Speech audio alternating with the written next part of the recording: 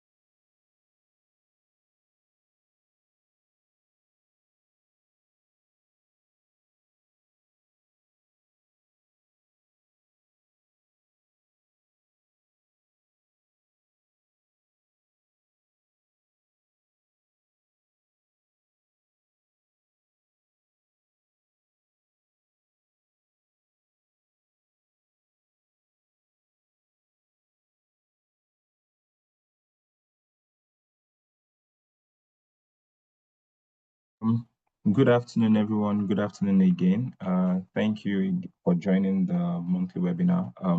This month's theme, Enabling Enterprise Success Toolkits for MSMEs in Nigeria. Like we've done month on month, we try to have insightful topics to talk about from the NESG Academy, as well as our guest speakers who honor us with their presence and also discuss these topics with us. This month's webinar is also ties with the MSME Month that is currently being celebrated globally. 2 days from now is World MSME Day, June 27th. And we have an amazing speaker with us today to talk about MSME and the whole 9 yards around it. How do you enable enterprise? What are the necessary things to think about as an MSME owner to also that guarantees your success?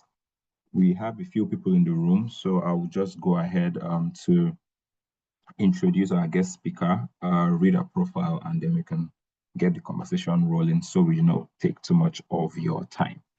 Our guest speaker for this month is Mrs. Morounfayo Williams. Mrs. Williams is a seasoned entrepreneur, learning and development specialist, and management consultant at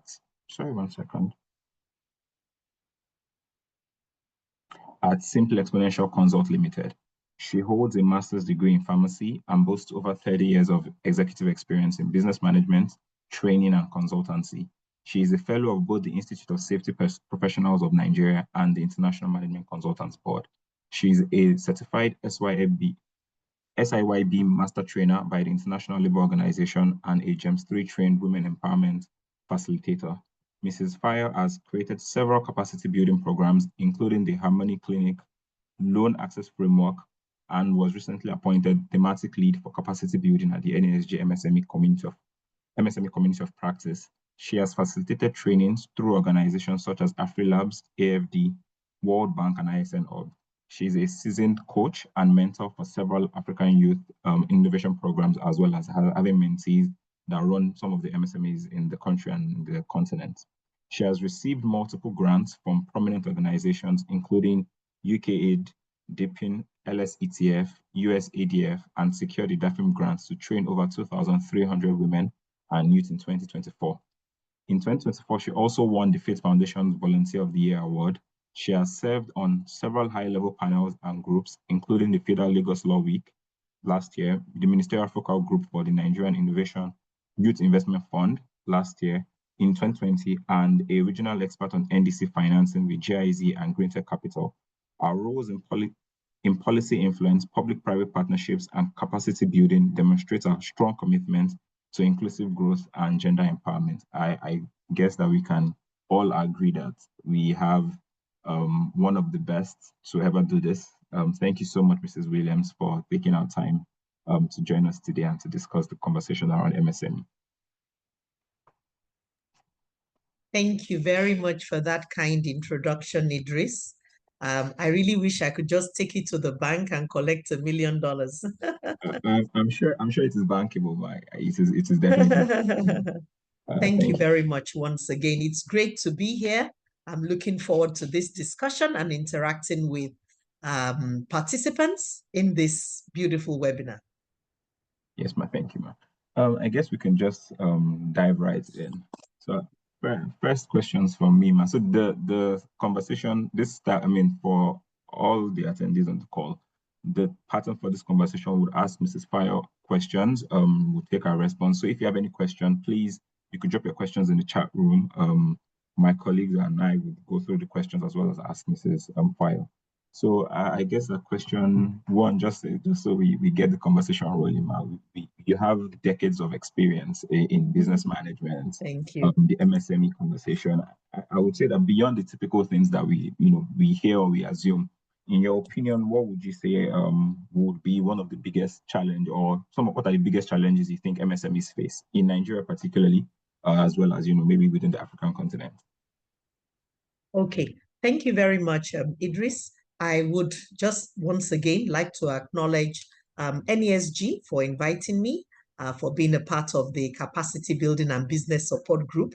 I can see some other members here, so you're all welcome. Thank you for the support and again, this opportunity. So back to your question, Idris, about some of the biggest challenges. I would say, I think that really it is number one, identifying a viable product. Before I would list access to funding, because funding follows a good idea that is needed by many people who are ready to pay for it. And that's why some of our SMEs get it wrong. The marketing mix usually has a challenge. Product, price, place, physical, evidence, how it's being distributed. Somewhere in that mix, they do get it wrong at times. So if that mix were top-notch, you have this product that everybody is dying for, then definitely banks are not, they're not funny. They would be very happy to support you, you know? So I would say making sure you have the right product, offering it to the right people at the right price, with the right value proposition, in the right place. For instance, for some products, if you are not online, you are nowhere. You are not visible and you cannot be accessed if you are not online and you are dealing with a certain demographic. So you have to have the right product, right place, right price. That's number one. And then access to funding has its challenges because, as Dr. Rilwan said in a recent video, there is this mismatch between the understanding, the knowledge that is available to the SME and the language of the funders. There's a mismatch. So while the funders say, oh, bring collateral, I want to check your credit score, I want to look at, credit bureau, and then put up your credit application, the SME is saying, give me money. All I need is, if you give me 100,000, I will turn it around to 150 or 200 for you. There's this big knowledge gap. They don't understand the fine details. I think we lost Idris for a minute. I'm hoping he will come back. All right. Tolu, do I go ahead?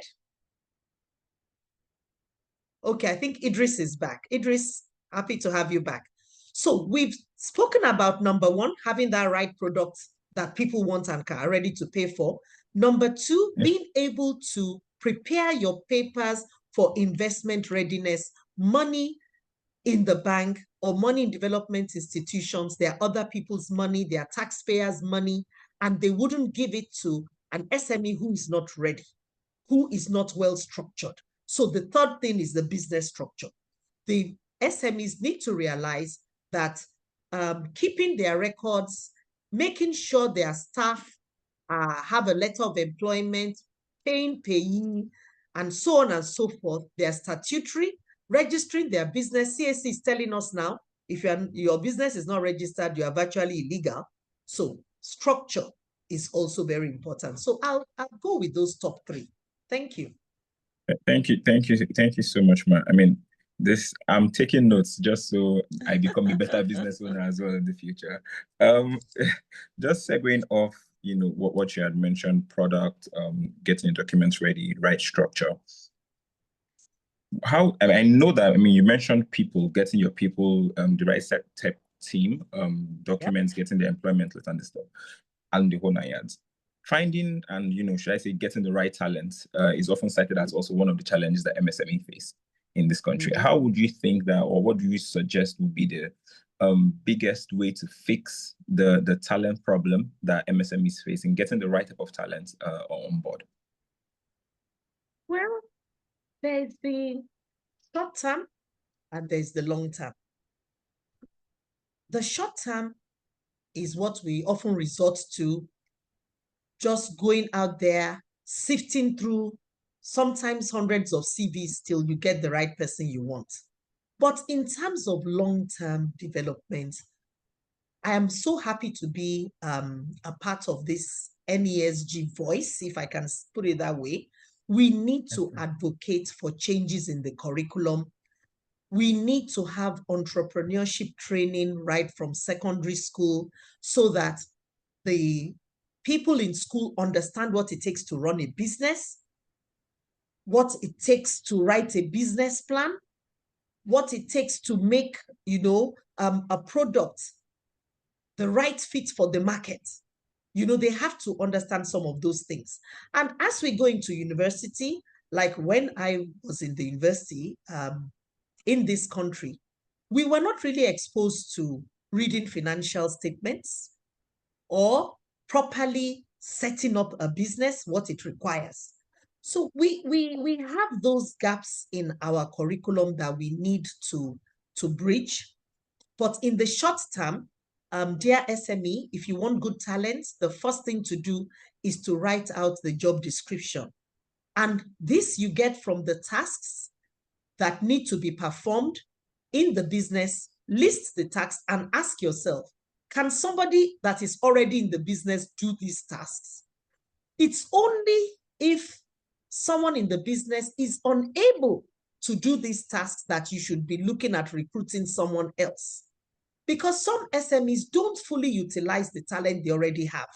So the first step is to fully utilize who you have now, making sure they have a job description, describing the kind of personality you need. You don't want someone who is an introvert as your customer service officer. Okay, so you must describe the kind of person you need very well. Once the tasks cannot be performed in-house, go out and look for someone against that criteria. It's not enough to say, oh, my brother is jobless, he did mechanical engineering, come in and be my salesperson. It's not going to work. So don't look for cheap labor, look for the right talents. Go online, be ready to be adaptable, because in some cases now, some of the workers want to offer you hybrid or want to work remotely. If that can work and it makes them happier, and you think that this person is the right fit, put a procedure in place for proper reporting, and then you can engage the best fit for the job. Thank you so much. Thank you so much, man. I mean, that's an apt response. But given the Nigerian, and should I even say typical world climb, we would always have the expectation or the leaning to, again, oh, my brother is a mechanical engineer, example you used, and I'm setting up a business. I would have my brother come on board. So it doesn't look like I'm not supporting the family in some form. But again, competence over familial responsibilities where the need applies.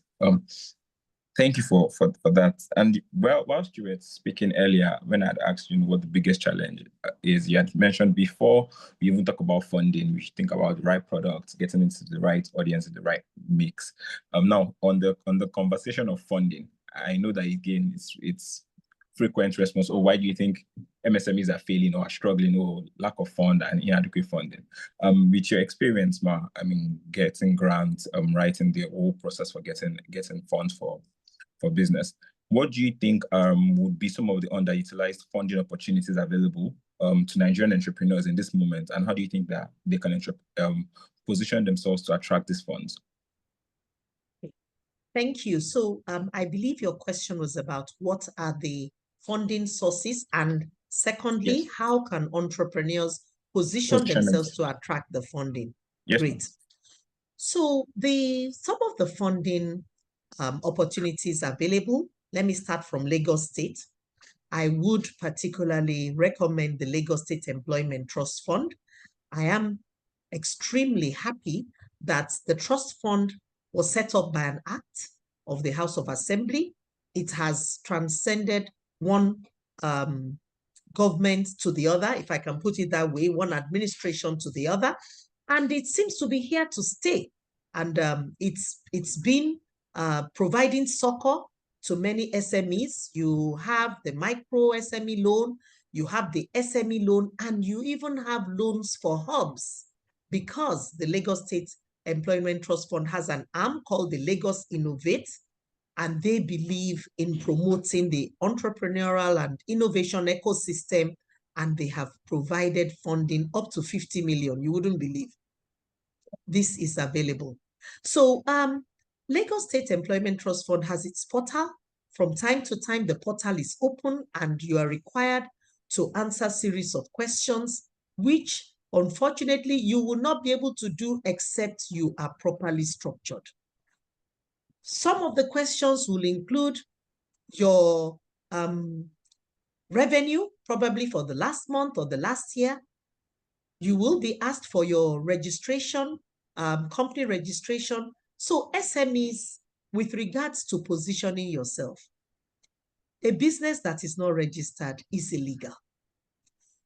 Registration, formalization of your business is very essential. Making sure that your personal funding, your personal account is different from your business account is essential. And I have been in the premises of Lagos State Employment Trust Fund before, where someone was asked, so where are the receipts of payee, for your staff, and the person didn't have them. So you cannot want to get something from government without being a good citizen who pays their taxes. So please, you must make sure all that is set up. So apart from the LSCTF, you have the FGN-BOI loan. And again, all loan sources, including NARSAL, Microfinance Bank, which is available at every postal station, every post office virtually.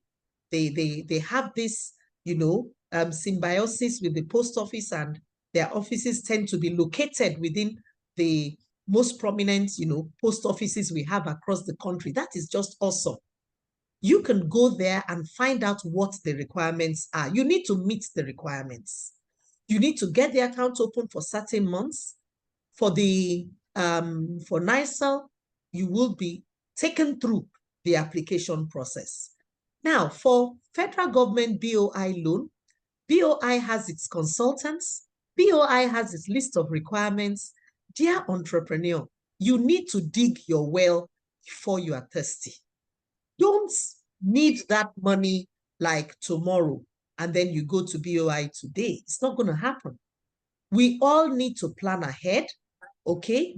Have a budget, have a target, and start working towards your business, actualizing your business plans and your expansion. Again, we can look at grants.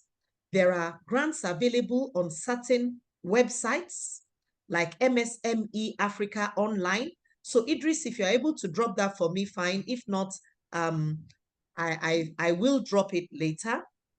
You can go on these websites and apply for grants.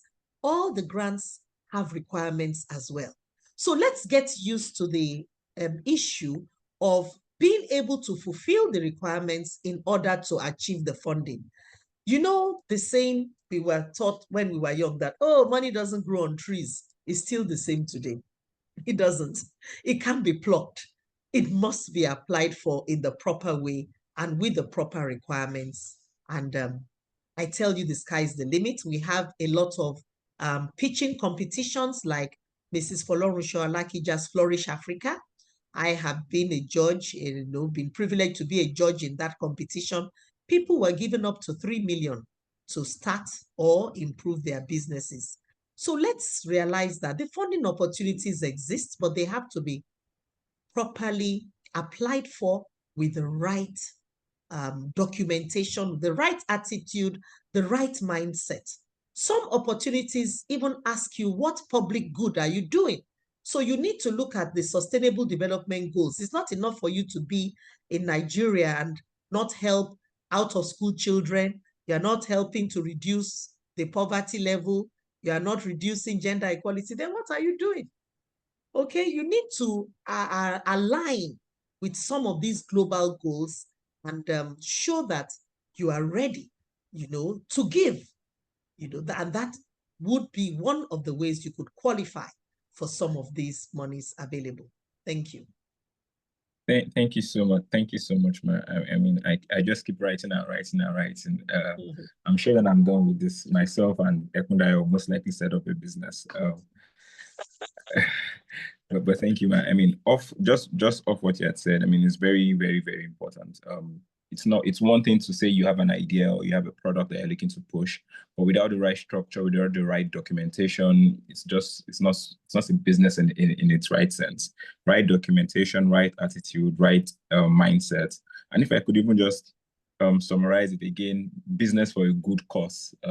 How much of a responsible citizen are you to the nation that you are in, as well as the world in itself. So thank you so much for sharing that, man. Again, off the same, again, still sticking with the theme for the conversation, we keep hearing a lot of changes in the world of work today, in the way business is being conducted. In this moment, we're having this conversation virtually. You are several miles away from where we are in this moment, as well as a lot of the attendees. And of course, that's also as a function of the proliferation of tech. So what, in your opinion, Ma, would you say maybe might be some of the low cost or free digital tools that MSMEs can start using today to also improve their productivity, make their structure better, make their marketing better, as well as also driving customer engagement? Thank you. Thank you for that question. It's quite important because technology is an enabler. It can help you to do business better, faster, and at lower cost. So one of the set of tools I would say is the financial management tools. So prior to now, you have someone, you order maybe some food products, packaged gari, jebu, or something from, and they are verbally telling you the amount. Not anymore. You can have tools like Keeper, invoice.ng, or Bumper that would help you to actually raise an invoice and send it to your customer. It has the account details and you are able to track.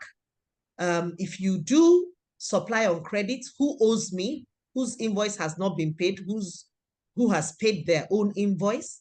It helps you to narrate the inflows into your account if you use these tools properly. Some tools actually go beyond just invoicing, your inventory management. There are some tools like bumper.com. There's a free version, there are paid versions that can help you with your inventory management so that at any time you know what is left in your storehouse and what you need to replenish. Then there's another set of tools, the productivity tools. Honestly, you don't have to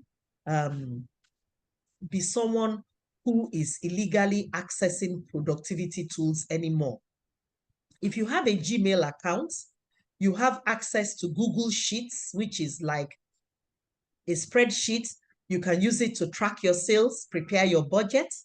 You have access to Google Doc, which is like a word processing software. Once you're online, you go to your Gmail, you go to your Gmail workspace, you access these tools, and you can write your proposal letters with these tools. You don't even have to go and start doing the wrong thing like cracking code of somebody else's software, which is really, really illegal. And I'll tell you for free, if you ever apply for a grant and your software has a virus or something, your grant application will just be deleted.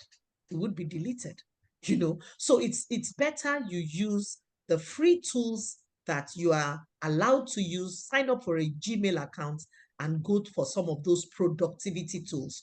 Remember, the first set was the financial management tools. Okay, the second is the productivity tools. So there are groups of tools. Then you have project management tools. Tools like Trello, tools like Asana, like ClickUp. Okay, some are free, some have a little bit of payment attached to them. And at a glance, if you are an event organizer, you have this huge wedding you are planning, you can know who your food vendor, your DJ, the balloon decorator, what stage are they at? It's honestly so easy these days to use these tools and get yourself up to speed instead of going the hard way, the old way, the headache way, if I can put it that way. There's always a new way. And then finally, you have a lot of graphic design tools. I have put up my portfolio using Google Slides. I converted it to PDF. I was reached out to by someone in Kenya. It was that I sent my portfolio. So you can do amazing things with some of these graphic design tools, design flyers, do reels, short videos. So you can go to canva.com. Thank you very much, Ekundayo. Please add canva.com as an example of group 4. That is the graphic design tools. It has hundreds of templates, okay? And a lot is available for free. So all you need to do is to tweak, insert your logo, insert a few other things, and you're good to go. And then lastly, don't forget the social media management tools like What could help you to post your content? Okay, thank you, Sad. I see a lot of reactions. Thank you. What could help you to post your content? You can use AI to generate a 30-day content calendar. Even free ChatGPT can do that. You can ask AI to tabulate it for you, and then you're there creating little write-ups, and then you go to Buffer or Hootsuite and schedule your posts. And then even while you are talking to somebody, suddenly your post is dropping, and the person says, well, you're not on your computer. How is this post dropping? You should just smile and don't tell them the secrets. I've told you now. You're welcome. Thank you so much, Ma. Thank you so much. I mean, this has been super great. I don't know if we have more questions. Please drop your questions in the chat. We'll take your questions. Again, I'm sure that we would always have many questions beyond what we can even think of in this moment. So if there are peculiar questions to maybe your business operation or something along those lines that you think would also benefit another person on this conversation, on this call, please drop your questions in the chat, and I would read your questions out to Mrs. Fayo. So we've spoken about structure. We've spoken about the biggest challenges that MSMEs face. We've spoken about funding. We've spoken about tools. Now along the lines of legislation, what key policies, maybe local, state, or even federal policies, do you think that have had the most impact on MSME growth in Nigeria? Or maybe there are policies or or legislations that people are also not aware of that also help support the growth of MSMEs in Nigeria? Thank you. I believe that some of the policies that have had the greatest impact are around the fiscal and monetary space. So we are looking at, the tax reforms, the new tax act, and then I'll link that up quickly with KAMA, 2020, where SMEDAN and even KAMA have had a handshake on how an SME should be described, the kind of turnover. If you have turnover less than 25 million, you're not going to pay tax. That was really good, because it was a struggle for companies. Please, can you mute your mic, please, if you're not Mrs. Fayo? Maybe the organizers can do that. Okay. We'll get that done. It's done already. Great. So I was saying that it was really a struggle, imagining companies just coming up, making 5 million or 10 million in revenue, and then they're struggling to pay tax. It was a headache. So with the initiative that companies making less than 25 million do not have to pay tax, they didn't have to pay VAT, that was really succor for the SMEs. And secondly, I would like to speak about the Executive Order 5. I believe that the fiscal and the monetary policies, they are being better complied with, because you have agencies of government like the FIRS who are administering that. But when it comes to something like this Executive Order 5, talking about buy made in Nigeria, I'm sorry, I think we have a long way to go. I belong to the innovation space as an innovation support organization. I have seen beautiful ideas and software being developed for banking, for even voting, for EdTech, and not, most of these solutions, they are not being adopted. If we were to ask ourselves about the major banks in Nigeria, how many of them are using homegrown solutions? How many universities are using local learning management systems? We've had learning management systems like Sela, being used across so many countries. How many universities are using some of those platforms? So the Executive Order 5 about buy made in Nigeria, so that we can improve market access for our SMEs, I would like a whole lot more done. Can we have a database? Can we have some kind of inventory being done. Okay, if you have an EdTech solution, you need to be on this list or this portal, and we are going to ask Federal Ministry of Education to visit the portal first before they go outside. You know, we need things like that. So we are not content with you buying chin and you buying orange juice. We want to look at the big things. We want to look at those who are into building materials that are eco-friendly. We want to look at the recyclers, okay? How are they being brought into some of the value chains in the plastic industry so that we can have our SMEs getting a foothold, you know, into these, you know, supply chains and being able to make adequate revenue to improve their businesses. For too long, we tend to grow horizontally. And somebody starts a catfish production, the next thing they get a bit tired, they go and open a spa. You know, totally unrelated. If you can allow SMEs to, you know, really explore the vertical, you know, when you have an SME into herbal products, going back into having a herbarium, coming up with the Osimum, Gratissimum, which is some of these ephedrine leaves and so on, coming up with the Zobo leaf, packaging it into tea, exporting it, then you have them exploring, you know, and really growing vertically and doing backward integration. So we really need to have these conversations and see how SMEs can be patronized and they can improve. Thank you. Thank you so much, ma. Thank you so much for sharing that, ma. Thank you. Look, thank you so much. Please, like I mentioned earlier, if you have your questions, please drop your questions in the chat, and then we can respond to it. Oh, someone made a comment. Yeah. Miss, I don't know if it's Miss or Mrs. Ufoma had said, oh, a number of banks use homegrown software where it is possible in order to reduce foreign exchange exposure. That's impressive. I'm happy to hear that. If that is going on now, we'll be very happy. It would be nice to have success stories being published so that others can come on. I have a cybersecurity solution that I'm trying to drive right now. It's one of the SMEs. So if we have more banks who are ready to tap into this, that would be really good. And I'll be willing to provide, more information. Thank you so much, ma.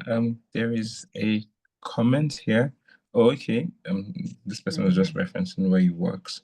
Yeah. Thank you, Mr. Uche, for joining the call. Thank you, Mr. Joseph, on the comments. It's a good enlightenment, ma. Thank you so much. Thank you. Thank you. So still sticking with the theme and our conversation. How do you think, Ma, that MSMEs could leverage networks and maybe partnerships to scale their operations just so they can build a bit more credibility, particularly in competitive sectors? Yes, I believe that SMEs can leverage some networking, collaboration, and partnerships by being part of business membership organizations. That should be the first step.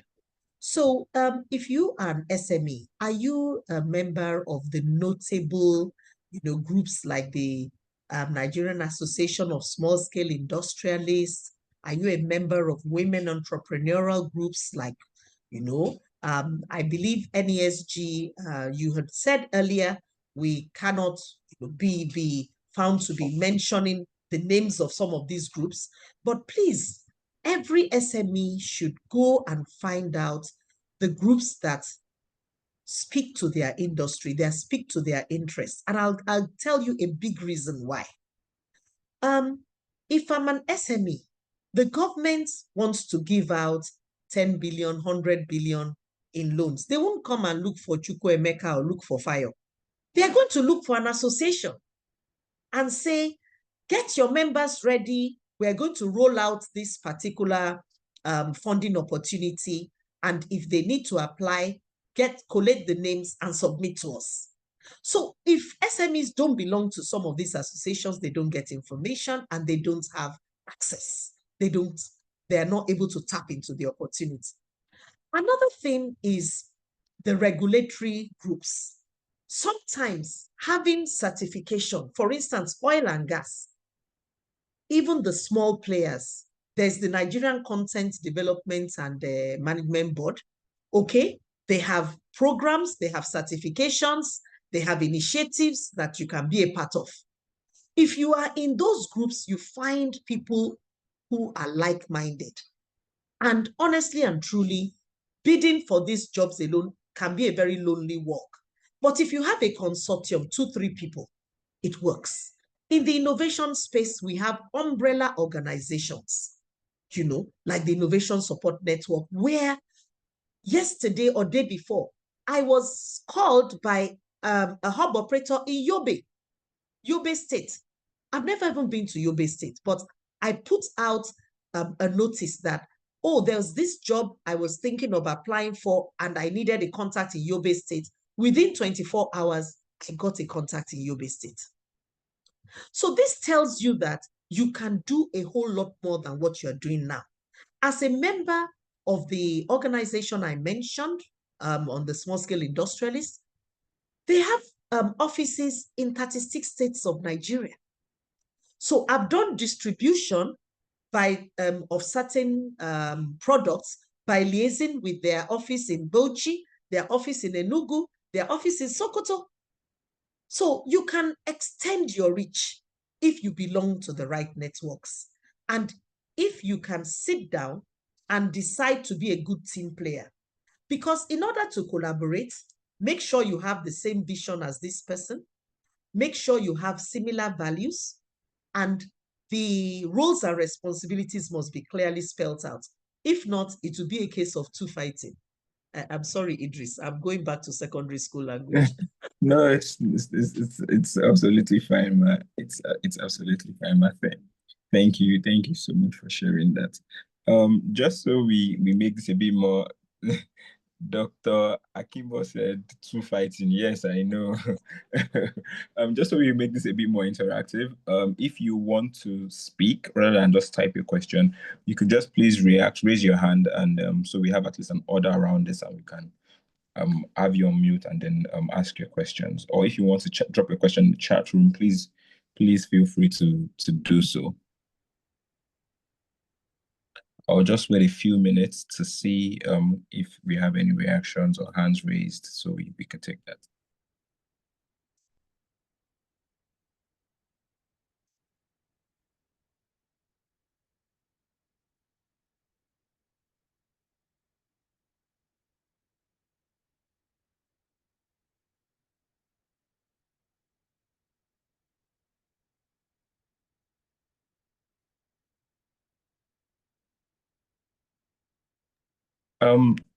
I can see that there's a reaction. If you want to speak, please, you can unmute yourself and speak, Dr. Adibumi. Thank you, Mr. Moderator, sir. Dr. Adibumi Akimbo for the records. First of all, my sincere apologies. I had this on my timetable, but as we speak, there's the Internet Governance Forum that is ongoing. So, and some of us have some roles to play in dual capacity. That being said, considering the last submission, I wanted to use this opportunity to quickly raise up my hand that such networks are very rare to come by, like the last speaker said. And those rare networks, and I think, only come about when you have sincere platforms like this that we fortunately have. So some of us will be in the corridors of the chat room to just put in a link, and if without having to pay for the advert, looking out for other 35 other networks that would engage someone like me. Thank you so much for the time. Thank you. Thank you so much, Dr. Kimbo. Thank you, Derry. Thank you so much for sharing that.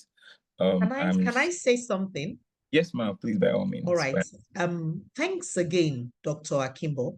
And I would say really that membership of some of these networks is as low as 25,000 a year. And it's not about the money.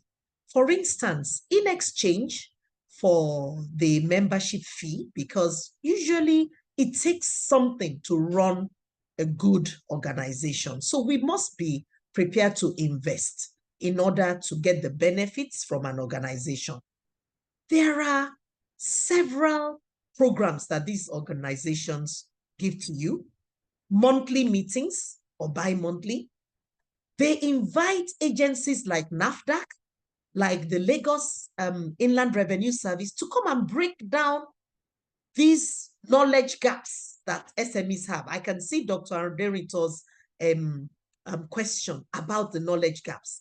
So people come to you, and across a table, they are breaking down what is required by NAFDAC, what is required by CAC, what is required by FIRS, what is required by your state inland revenue service. It is immeasurable and honestly invaluable to be a part of these networks. So they are not as rare as we think. And Lagos State, I forgot to mention, is right now even having a fund for cooperatives. So in cooperatives, you don't even probably need that amount of money. Yes, you have a bit of shares to have a skin in the game, and then your money is being put aside either for your savings, and then you're allowed to borrow twice what you have in your savings as loan. I tell you, there are a lot of low-hanging fruits when it comes to organizations that SMEs can approach, belong to, and benefit from. Thank you. So Idris, I hope you'll be taking Dr. Rilwan Aderito's comments next. I was going to do that right now. Thank you so much for sharing, ma.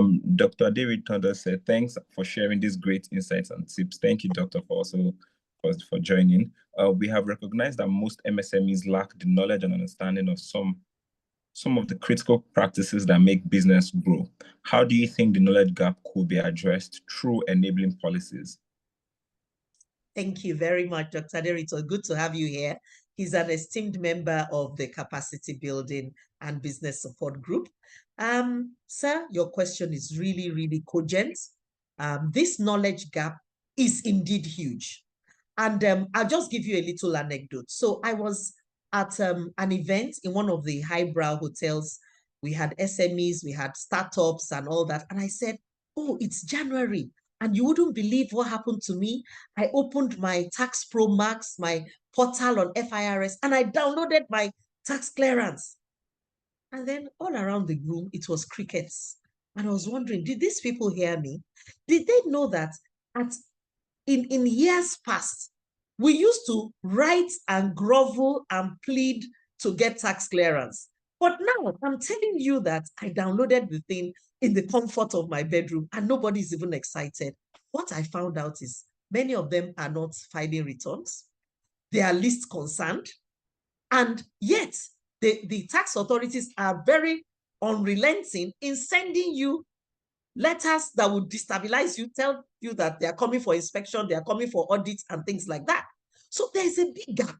There is a truly big gap. So how do we do it? I've spoken about membership of business management organizations because you get training, you get access, you get mentorship, you get instructions like FIRS, for instance, publish things like calendars, telling you that by 20th or is it 21st of every month, you have to file that.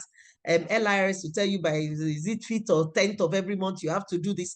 They disseminate this information through these organizations. Then the second thing I would say to government is, please, we need to meet people where they are. And we need to teach people in the language they understand. So we need market outreach. We need business plaza outreach.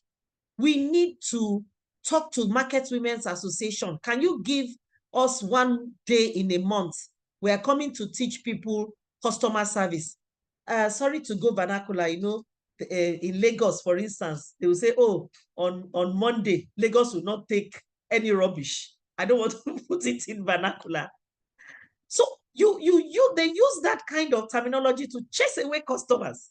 We have to get them to think right and tell them that customers are the reason we are here. Okay? For you to do marketing, you need to be visible. You need to get onto Google Business. You need to do this. You need to do that about your business. So we need to teach people in vernacular, in the various languages they understand. We need to reach them where they are, Because that market woman who is struggling for survival, she will not leave her store and go to attend a business school somewhere. So we need to get to them where they are. And these need to be in the policy. If they need to be in the national policies, we have to facilitate access and facilitate learning. Thank you. I hope I've answered the question. If there's any part I left undone, Dr. Aderito, please let me know. And we have a hand up, Idris. Yes, with, yes. I was going to say EOT. that EOT has his or her hand up. I don't know if it's a he or a she. Please, you can speak. Can you hear me? Can you hear me? Yes, we can. Yes, Yes, we can hear you. So greet Madam Fayo Williams. My name is Olabode. I'm one of how are you? the market group member. Yes, so, that's right. You just hammer something very, very important. In agriculture, they call it extension officer. And your point is, apart from our deliberation here, you have said that it should be decomposed to the community. So there must be an extension of all these SME head up to the hinterland beyond Lagos, so that it will be like a road show. Most of these things can be conceptualized and be distilled in a community among the players to stir up their anger, or let me say their knowledge or interest in getting things done right. So you have said something now, being able to get things done on some of these regulatory portals. Lagos State, if you pay your tax in Lagos State, within 5 minutes, you get your TCC. People are not aware, and people will tell you, oh, I'm having problem with LIRS. So they still want to go to the offices. For FRS, yes, things are not yet where we want it to be, but there are transitions. And those transitions need to be properly communicated to people that have fears. So there is improvement in, okay, how you pay money now. If you buy jute, you can encourage, even we, not in the setting like this. If you buy a wedu from an old woman, I say, Mama, can you take transfer? Say, wedu can buy transfer. We can encourage them, oh, you can take transfer. Momo is there. So as a participant, as a player, we need to be an extension, both formal and informal. If I can put it in my own religious way, we can be an evangelist. Wherever we find ourselves, to create a space where we stir the curiosity of people that we want to get formal. Because to move people from where they are to formalization, it requires a lot of strategy. And it requires a lot of also training and encouragement. So because of time, maybe by the time we meet at our own group, we can still share some of this idea. But I'm just happy that we're able to come into that. We should look at the extension and also how to propagate the information to actually get people doing something right. Thank you very much, man. Nice seeing your face now. Awesome. Awesome and awesome. Thank you so much, EOT. Idris, sorry, I'm not even waiting for you. I want to thank my group member.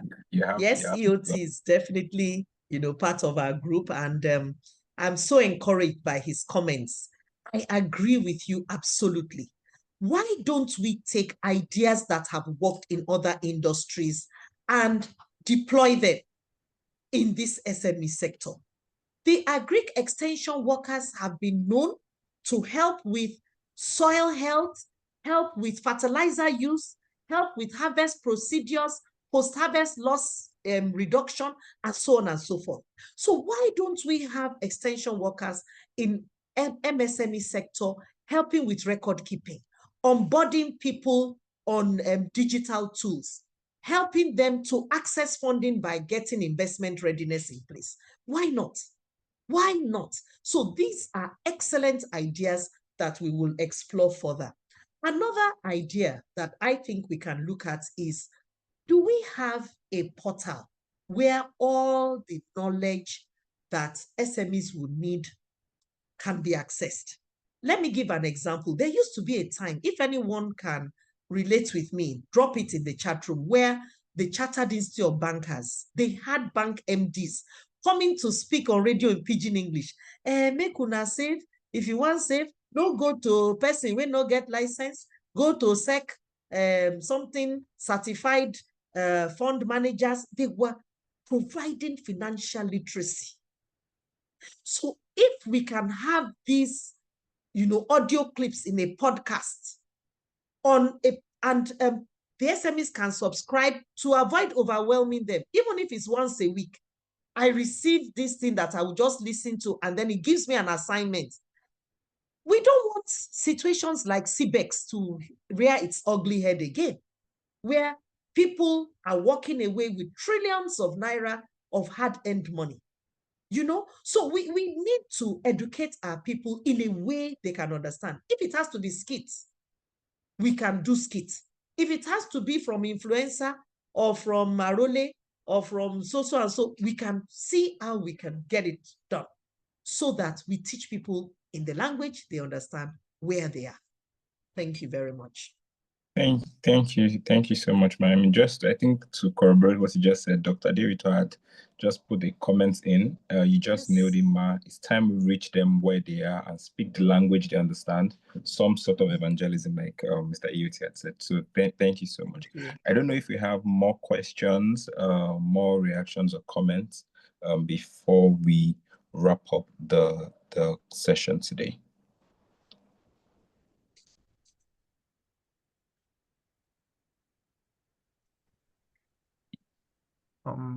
Hello, good afternoon.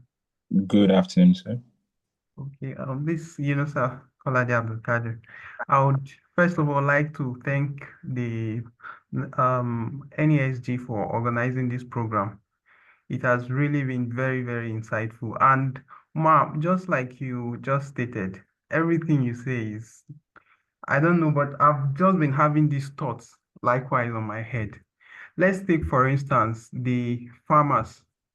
We keep complaining about the way our agricultural yield has been dropping drastically in Nigeria. But again, when we go to the local communities, we get to know that these farmers that are the backbone of our production actually have no experience or no knowledge on how climate change is even impacting their productivity. Gone are those days when most of these farmers in the local community have access to radios, have access to, information directly from their local government, from their councillors and all of that. But now, if you are not on LinkedIn, if you are not on the social media going on in the country, been looking for a way, the country has been looking for a way to, move or grow our economy out of the oil-dependent economy that we run in Nigeria. So I don't know how we are going to do that while these rural settlers who makes up the major backbone of our economy are going to be incorporated into it. Over the past, let me say 1 or 2 years back now, we've been learning that the informal sector of our economy is even like ×3 of our formal economy of our country. But again, I don't know how the government, or I don't know how organizations like this have been trying to bridge the gap of the rural and the urban community. Even if we talk about the extension workers, how many do we have on ground that the government have? I'm saying this because I work in an organization that is agricultural based. So there's a huge gap if we're talking about, bringing in the SMEs or trying to pivot the development of SMEs in Nigeria. There's so much I believe we can do, although I know that so much can be done with the rampage and the use of technology today. So much can be done, but the gap is still much out there. Thank you. Thank you very much. Sorry, your name again, who gave that comment? Abdul Kadri. Okay, Abdul Kadri. Thank you so much, Abdul Kadri. And I agree with you that even in the agricultural sector, there's been a dearth of extension workers. I've heard about that. And please, let's remember, whenever we discuss anything development, anything economy, it's multifaceted. Okay, it has several dimensions. The issue of insecurity is there.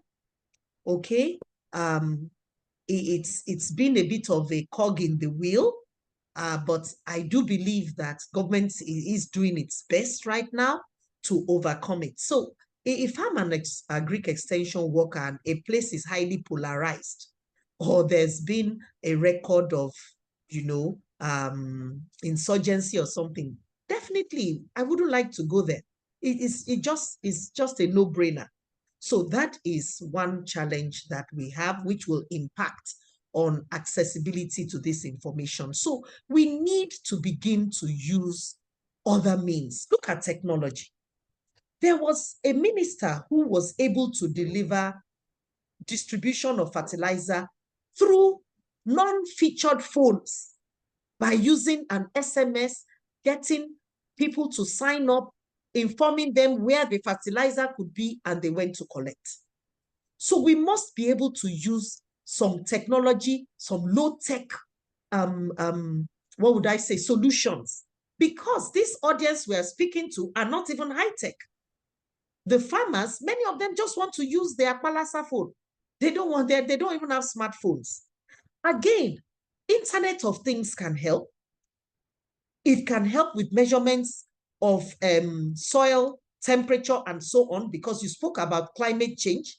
You spoke about when changes in rainfall, for instance, okay, and all these affect the crop. So is it possible to have a relay of that information to their non-featured phone? Can it come in the language they understand, so that we can forestall floods that we had in Niger State, for instance? I'm talking about early warning system for climate change, flooding, and so on. And then you are saying it on CNN or some TV station that they don't watch or they don't have lights. So it can work. We need to bring that NIMET information, all the letters that NIMET is writing to states and so on, telling people to move from a certain area. It needs to come to me on my SMS. It needs to. If not, you've lost me. So we will look at some of those things in our capacity building group to see how this information can reach people in the proper way. Thank you very much. Thank you, Ma. Dr. Akibo said the CDMA phones. Thank you. That's the real name, not Palasa phone. Please delete that. Thank you, Dr. Akimbo. Ma, there is a question here, a question to the guest. Why is Nigerian government not pushing for enabling economy for businesses to thrive? This is one principle Dubai has used to position itself as one amongst the leading business hubs in the world. Okay. This is a big question. Oh. If you look at my CV, I don't have government position, oh, so I may not be able to be a spokesperson for government. But again, I would sincerely appreciate the role of NESG in terms of policy, in terms of giving feedback on how the economy can be developed further. And we need to all be evangelists, as EOT has said. So let us continue to lend our voices so that the needful can be done. So pushing for an enabling economy, we've spoken about the business environment, how we can have an enabling business environment. There are several ways. I will tell you that in Rwanda, there is a government policy that says you need a smartphone in every household.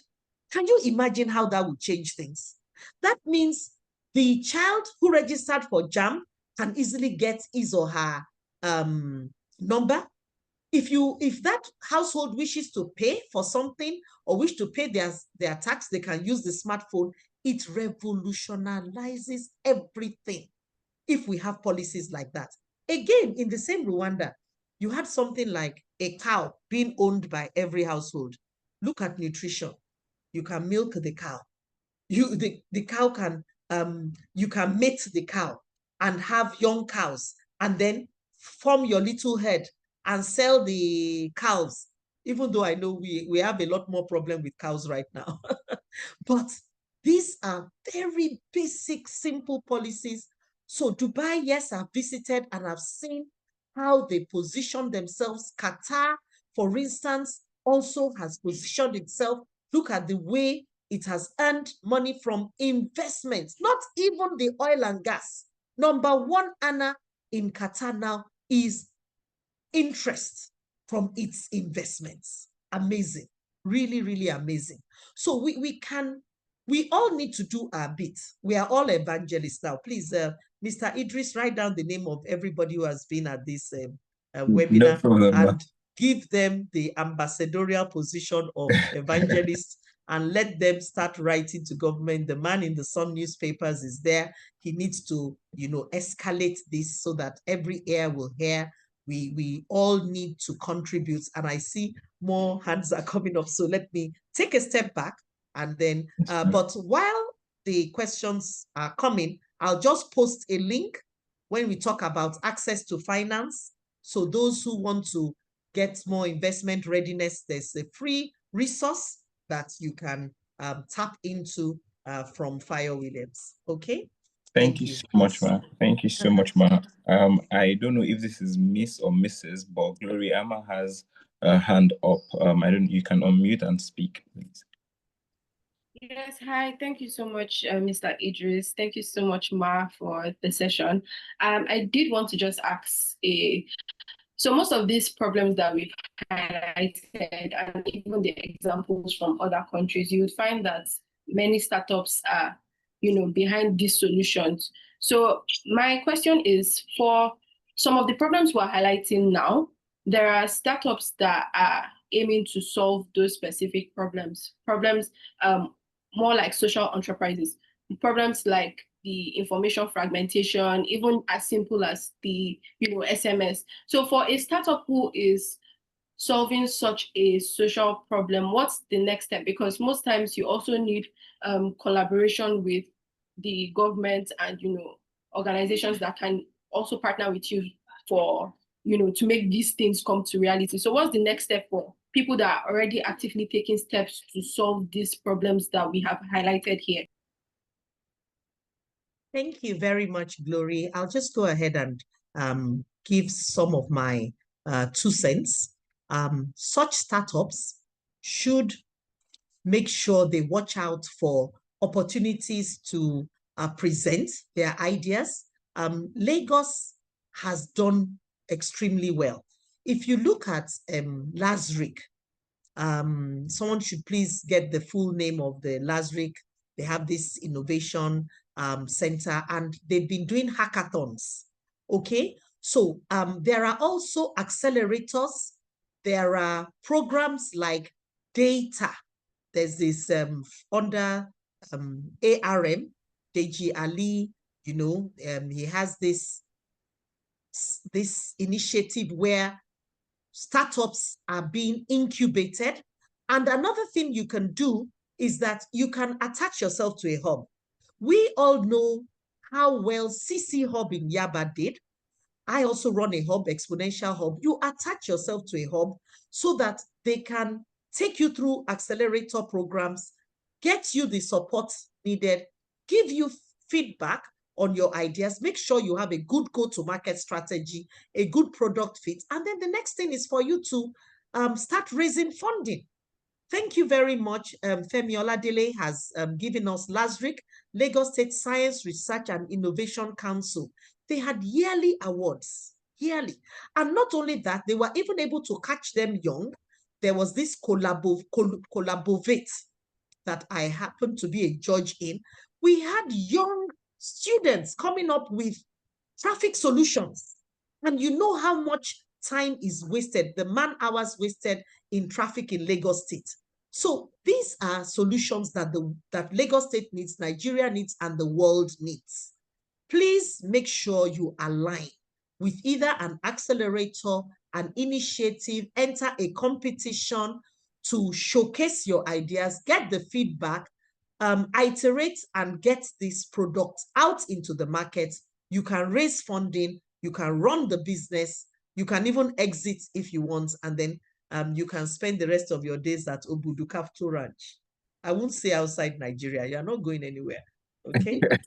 Thank you so much. Thank you. Nigeria, buy Naira to grow Naira. Thank you so much. I think that this there's no more question here. But I will just say thank you so much, Ma. This has been an absolute masterclass on how to run a business at MSME in Nigeria, what to consider in terms of structure, documentation, opportunities to raise to get funding, finance, networking, tools, knowledge capacity, as well as networks and the value for association. Thank you so much, Ma. Thank you so much, Mrs. Williams, for taking our time to have this conversation. Thank you to everybody who has also joined. The questions, very insightful, the comments as well. Please do well to also just follow the NESG Academy on social media, NESG Academy on X, NESG Academy on LinkedIn, official NESG Academy on Instagram.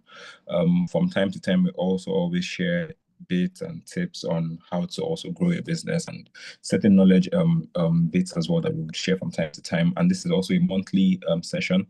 This month's theme is enabling enterprise. How do we think that MSMEs can scale? Next month, the conversation will be different.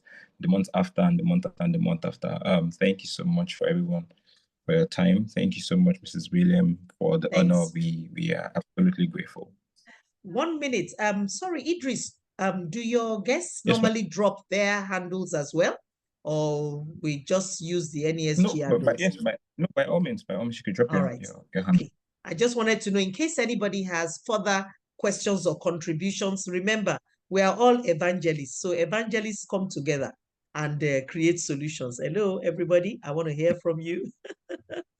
Yes, thank you. Yes, this is really great. Awesome.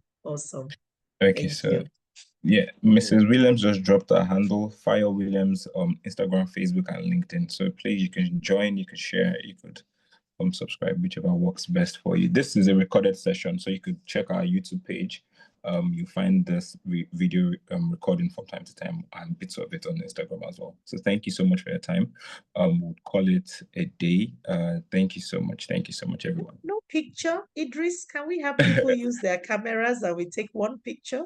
Sure, by obviously you can have digital picture. Yeah, turn on your video and we just have a quick digital. Yes. Okay. We'll have a countdown. So we are counting from 10, 9, 8. Okay, when we get to 0, we are taking this picture. First, we have 3. Oh my gosh. Okay. 10, 9, 8, 7, 6, 5, 4, 3, 2, 1, and 0.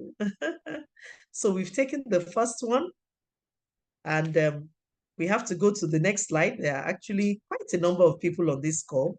I appreciate that so much. Next tab, let's quickly take that. We have this tab with Mr. Oluwasegun Oloyede and Co.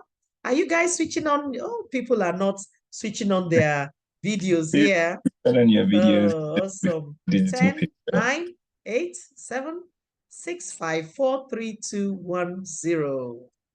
So that is gone. I think we have enough so that we don't hold up everybody. There's one more tab though. I hope they won't complain. Maybe we should just take the last tab. So last tab, if you are ready, Ekudayo Ajayi is here, and just the last tab. Thank you. So I'll be sending the pictures to Idris for use on the. Thank you very much. There are comments in the chat. Thank you for a wonderful session. This was insightful. Thank you, NESG. Thank you, Mrs. Williams. Thank you so much, everyone, for joining. This has been a great session as well. Thank you, everyone. Thank you for having me. Thank you, Ma. Thank you very much for having me. Thank you too. Bye-bye. Thank you. Thank Have a you for wonderful your afternoon. time. Bye. Bye, everyone. Yes. Bye. Thank you. Thank you. you. It was very